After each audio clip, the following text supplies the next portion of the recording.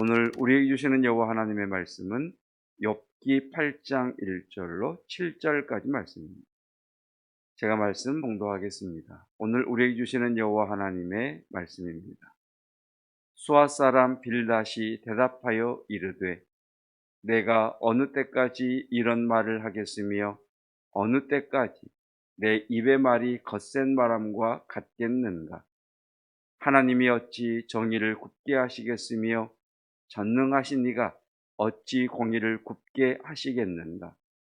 내 자녀들이 주께 죄를 지었으므로 주께서 그들을 그 죄에 버려 두셨나니 내가 만일 하나님을 찾으며 전능하신 이에게 간구하고 또 청결하고 정직하면 반드시 너를 돌보시고 내 의로운 처소를 평안하게 하실 것이라. 내 시작은 미약하였으나 내 나중은 심히 창대하리라. 아멘. 하나님의 말씀입니다. 이 왕곡동으로 산책을 하시거나 아니면 저는 종종 그 왕곡리에 올라가다가 왼편으로 과천봉담간 도로가 나 있는 쪽으로 이렇게 산책길이 나 있습니다. 그쪽으로 이렇게 산책을 하다 보면 여름 같은 경우에는 부채나 또는 나뭇가지를 들고 이렇게 산책을 하곤 했어요. 그 이유가 걷다가 보면 거미줄이 막 얼굴에 달라붙고 그래서 거미줄을 없애기 위해서 나뭇가지를 흔든다거나 부채를 가지고 막 휘저으면서 그렇게 산책을 지난 여름 또 가을 초가을까지 그렇게 했었습니다. 여러분, 우리의 믿음이 거미줄 같아서는 안 되겠지. 분명히 실체는 존재한데 아무런 힘도 없는 거미줄 같은 믿음, 그런 믿음이면 안 되겠다, 그런 생각을 갖습니다. 교회 부지, 교회 땅이 있는 뒤편에 산이 있죠. 근데 그 산에 큰 나무들이 뭐 짐작은 합니다만 정확하게 어떤 이유에서인지 나무들이 한 그루 두 그루 이렇게 죽어가더니 수십 그루의 나무가 싹 죽어버렸습니다. 그래서 작년쯤에 그곳의 나무들을 다 뿌리째 뽑았지. 지역에 있는 목사님이 전화가 왔어요. 목사님네 교회 뒤편 산에 나무가 싹 다 괴사했던데 무슨 일이 있느냐고, 그래서 뭐 이야기를 나눈 적이 있었는데, 놀라운 것은 작년에는 그렇게 나무들이 죽어가고 뿌리째 뽑혀서 그 산에 버려졌을 때 저렇게 큰 나무가 죽었구나, 이런 게 인식이 됐는데, 요즘 이렇게 그쪽으로 지나다니다 보면 언제 그런 나무들이 있었고 언제 그렇게 나무들이 죽어서 뿌리째 뽑혔는지, 저랬었나 그때 그랬었나 할 정도로 잊혀지는 것을 보게 됩니다. 그러니까 나무가 뿌리째 뽑힌, 그러니까 우리의 믿음이 이 뿌리째 뽑힌 나무처럼 우리의 믿음이 뽑혀버린다면 우리의 믿음은 아무것도 아닌 것이 되겠죠. 저 전라남도 순천에 가면 제 개인적으로는 가장 멋있었던 곳이 그 갈대가 있는 뭐 해변이라고 그래야 되나요? 예, 갈대 숲이었던 것 같습니다. 지금쯤 그쪽에 가면 갈대가 이제 다 말라서 장관을 이룰 것 같습니다. 그러니까 갈대라고 하는 것이 빨리 자라죠. 짐벌에서 물이 있는 곳에서 빨리 자라는데 열매를 맺는 과실수도 아니고, 또 속이 꽉 찬 나무와 같은 것도 아니고, 그렇다고 대나무처럼 뿌리를 깊게 내린 것도 아니어서 그 갈대는 쉽게 말라 버린 것을 보게 됩니다. 그래서 우리의 믿음이 갈대와 같아서도 안 되겠다. 우리의 믿음이 이 코로나 때를 맞이하면서 우리의 믿음을 점검해 보면 혹시 우리의 믿음은 거미줄처럼 쉽게 끊어져 버리는, 사라져 버리는 거미줄 같은 믿음은 아닌가. 우리의 믿음이 뿌리째 뽑혀 버린 나무처럼 뽑힌 이후에는 아무런 기억도 흔적도 남지 않는 뿌리째 뽑힌 나무와 같은 믿음은 되지 말아야 되겠다. 우리의 믿음이 겉으로 드러나는 행위나 모습은 있지만 열매가 없는, 그리고 그 속이 비어 있는 그런 갈대와 같은 믿음이어서도 안 되겠다, 이런 생각을 갖습니다. 이 말이 8장 1절입니다. 8장 1절. 수아 사람 빌닷 밑줄을 한번 그어 보시고 빌닷이라고 하는 이름에 동그라미를 해 보십시오.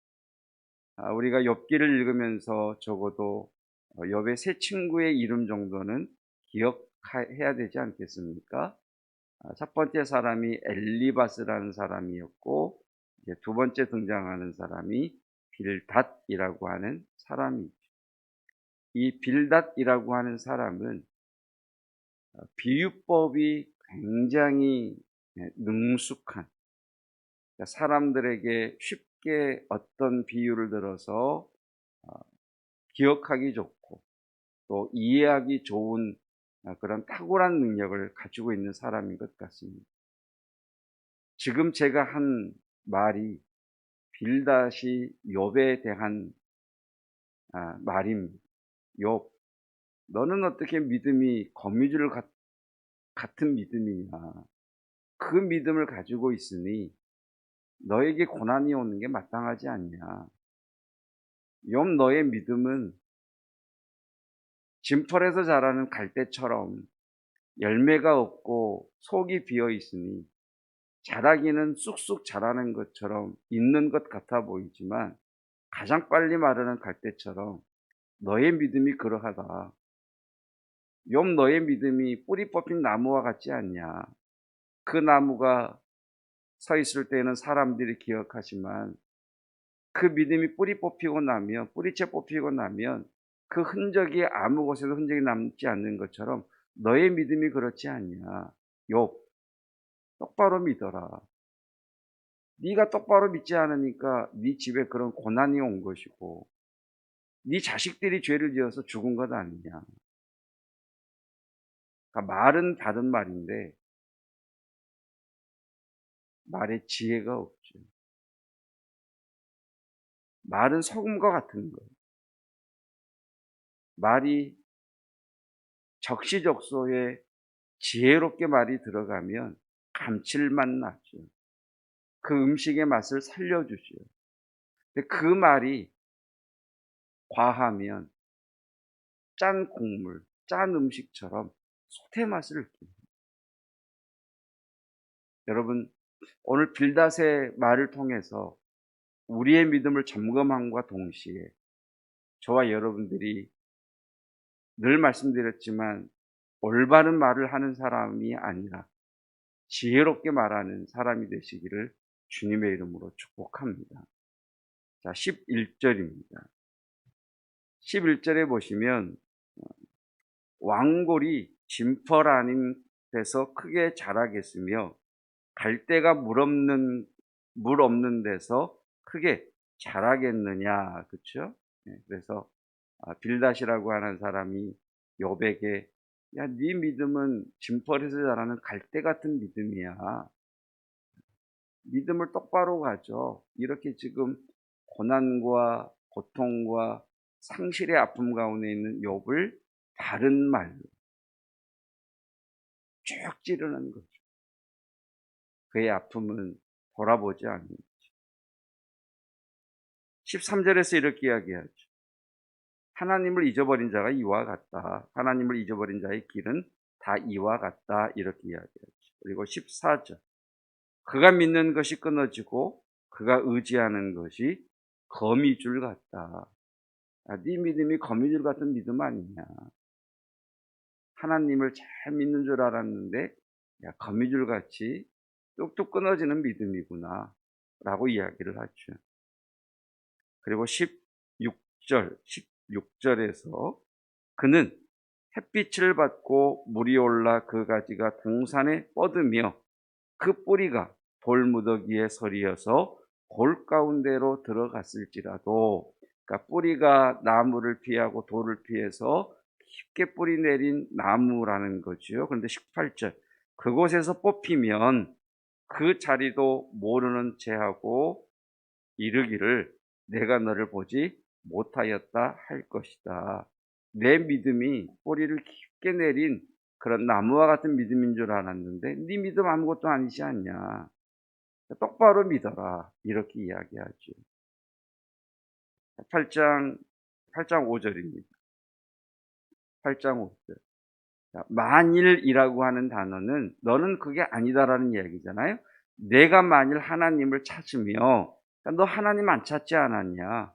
전능하신 이에게 간구하고 너 전능하신 이에게 간구해라. 왜 간구하지 않냐? 6절. 또 청결하고 정직하면, 만약 네가 청결하고 정직하다면 너 청결하고 정직해야 되지 않겠냐? 그럼 하나님이 반드시 너를 돌보실 것이고 내 의로운 초소를 평안하게 하실 것이 아니겠느냐? 4절 말씀. 너에게 왜 고난이 오고 네 자녀들이 왜 죽었냐? 내 자녀들이 주께 죄를 지었으므로 주께서 그들을 그 죄에 버려두시겠느냐? 좀 말은 맞는 말인데 어쩜 고통과 고난 가운데 있는 사람에게 이렇게 비수를 찌를 수가 있죠. 저와 여러분들이 정신 바짝 차리지 않으면 우리들은 바른 말을 하고 위로하는 말을 하고 정직하게 말한다고 하면서도 그 말을 듣는 사람의 마음을 핥히고 상처내고 칼로 찌를 수 있다는 것입니다. 그러니까 말이라고 하는 것이 얼마나 중요한 것인지, 그 말 한마디에 내 말을 듣는 사람이 일어날 수도 있고 주저앉을 수도 있다는 것이죠. 두 가지는 말씀을 드립니다.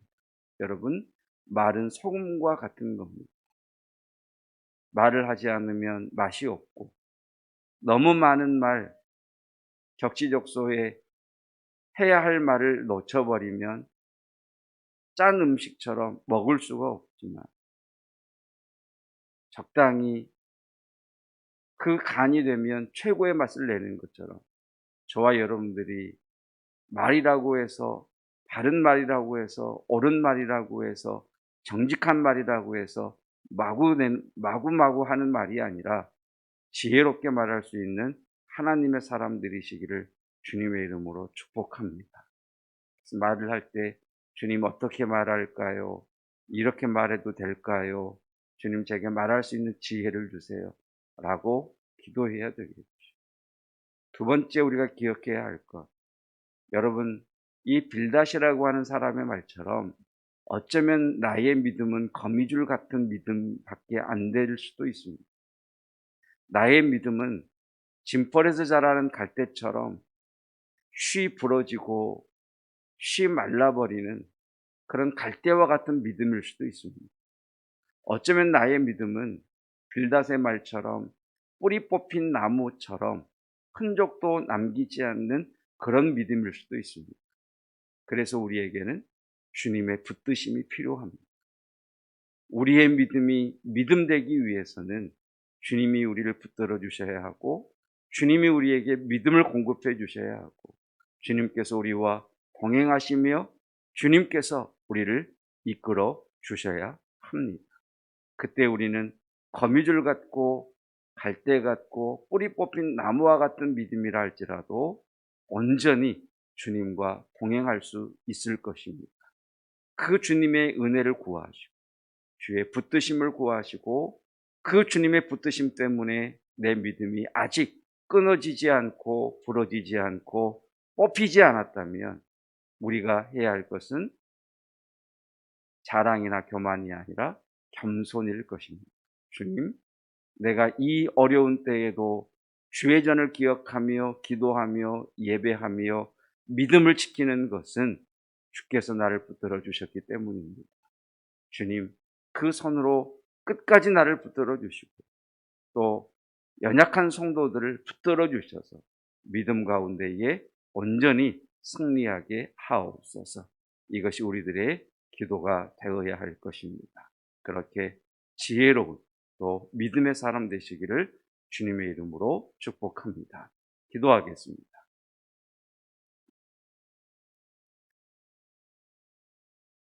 빌닷의 욥에 대한 이야기를 듣고 있으면 어떻게 그렇게 바른 말을 하고 어떻게 그런 비유를 들어 지혜롭게 말하는지, 빌닷의 말을 통해 나의 믿음이 거미줄 같은 믿음, 속은 비어 있고 빨리 자라는 것 같지만 가장 빨리 말라버리는 갈대 같은 믿음, 뿌리채 뽑힌 나무가 흔적도 없는 것처럼 뿌리채 뽑혀버린 믿음은 아닌지, 성령 하나님, 내 믿음이 이러하다 할지라도 주께서 우리를 붙들어 주실 때 우리는 온전히 주를 향한 믿음 가운데 설 수 있사오니 주께서 나를 붙들어 주시고 내게 믿음을 공급해 주시고 주께서 지켜주심으로 말미암아 나의 믿음이, 우리의 믿음이 하나님 앞에 서는 그날까지 온전히 자라며 견고해질 수 있도록 은혜 베풀어 주시기를 원합니다. 내가 주 앞에 예배하고 기도하고 헌신하고 충성할 수 있는 이유는 오직 하나님께서 내게 믿음을 공급하셨기 때문이며 오직 주님께서 내 마음을 감동하시사 주를 향하여 겸손케 하신 것이오니 주여 우리를 붙잡아 주시고 인도해 주옵소서. 특별히 코로나로 인하여 어려운 시대를 지나는 이때에 믿음이 흔들리는 성도들을 붙잡아 주시고 우리의 자녀들을 붙들어 주셔서 하나님 믿음의 계승이 온전히 이루어지는 은혜를 허락하여 주시기를 원합니다. 얼마나 기억에 남고 얼마나 멋지고 얼마나 쉬운 말인지, 빌닷의 말이 그렇게 우리의 귀에 쏙쏙 들어오지만 그는 그 바른 말로 고통 가운데 있는 욥을 사랑함 없이 위로함 없이 바른 말로 마구 찌르며 난도질한 것을 봅니다. 주님, 혹시 우리의 말이 그러하지는 않은지, 나는 바른 말을 했고 나는 옳은 말을 했고 나는 정직한 말을 했다고 생각하면서 지혜롭게 말하지 못함으로 상처를 주고 또 마음을 아프게 하지는 않았는지, 주의 말씀처럼 우리의 혀를 주께서 다스려 주시고 우리로 하여금 지혜로운 말, 칭찬하고 지지하고 격려하고 동기화하고 위로할 수 있는 그런 지혜로운 말을 하는 이들로 인도해 주시기를 원합니다. 하나님, 오늘은 삶의 어려움과 광야를 지나는 성도들을 축복하며 기도합니다. 성령께서 그들 가운데 친히 임재하여 주시어서 사방의 적들로부터 보호하여 주시며 이 광야가 속히 끝나게 하시고 광야를 지나며 더욱 하나님을 온전히 신뢰함으로 인하여 겸손하되 하나님의 주시는 그 복을 충분히 담을 수 있는 큰 축복의 그릇으로 주께서 세워주시기를 원합니다. 거룩한 주일을 준비하는 복된 날 되게 하옵소서.